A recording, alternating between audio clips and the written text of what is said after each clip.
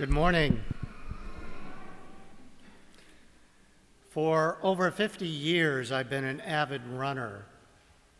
I take my running shoes wherever I go, I lace them up, and I go out for a run. And I've done this across the United States and even worldwide.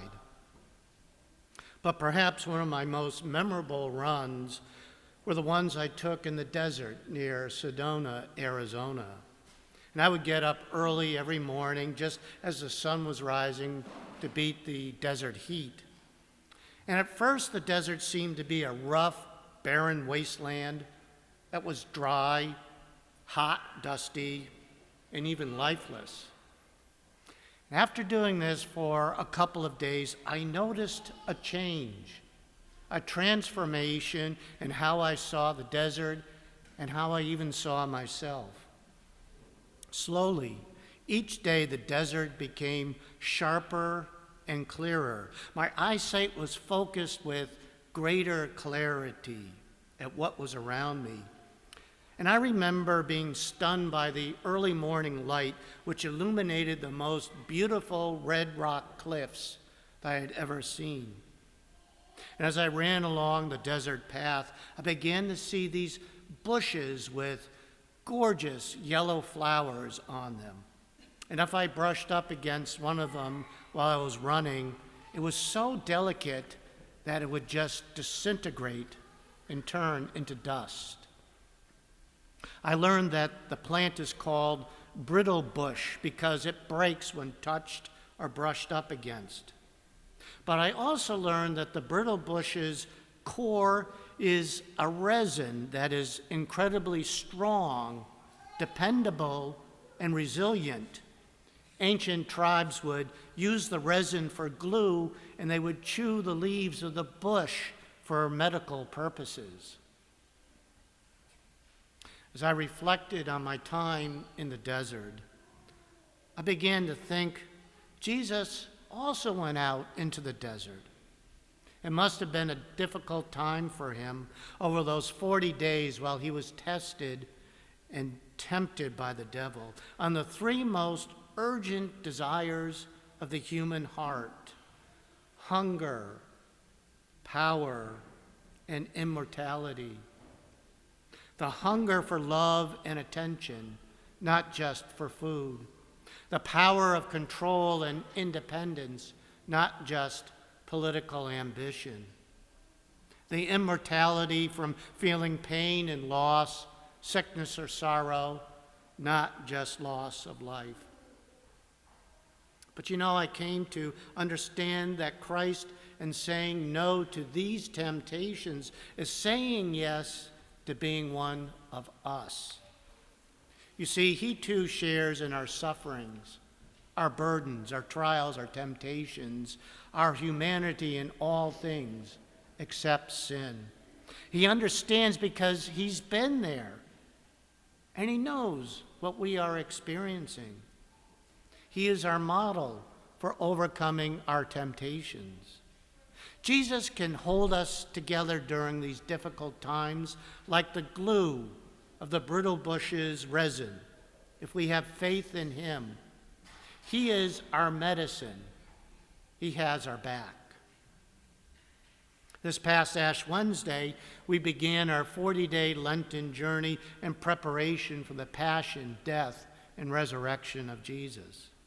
And it's a time for all of us to enter the spiritual desert, which is more than a period of sacrifice. It's a time of testing, of temptation, and for spiritual growth. Now, our Lenten practices at times might seem burdensome, yet Lent gives us an opportunity to clear away the distractions and the burdens that drag us down, to sharpen our eyesight, to get clarity, to focus not just on sins and temptation, but it also liberates us to direct our energy to more positive, life-giving ways. Lent allows us to plant ourselves deep into Christ, to glue ourselves to him like the resin of the brittle bush. In our gospel passage today, Jesus is tempted 3 times. We too are subject to the temptations of power and wealth, prestige, and physical pleasure. How often have we put our trust in ourselves, in others, in material things instead of God? Or perhaps we have taken God for granted in our lives.